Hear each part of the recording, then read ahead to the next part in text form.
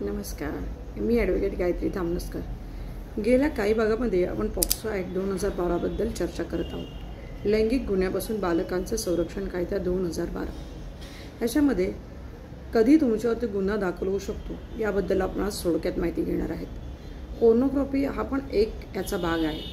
पोर्नोग्राफीच्या संदर्भात बालकांचा समावेश असलेली पोर्नोग्राफी पाहणे किंवा जवळ बाळगणे हे सुद्धा या कायद्याच्या अंतर्गत तुमच्यावरती गुन्हा दाखल होऊ शकतो। बालकांच्या लैंगिक छळात सामील होणे हे सुद्धा कायद्याने तुम्हाला गुन्हेगार साबित करतं आणि त्याच्या व्यतिरिक्त अत्याचार करणारच नव्हे तर अत्याचार करणाऱ्याच्याबद्दल माहिती असून देखील त्याची तक्रार दाखल न करणारा सुद्धा या कायद्याने गुन्हेगारच समजलेला आहे।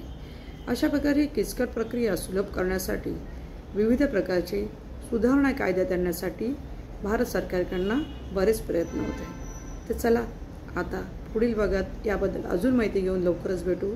तोपर्यंत धन्यवाद।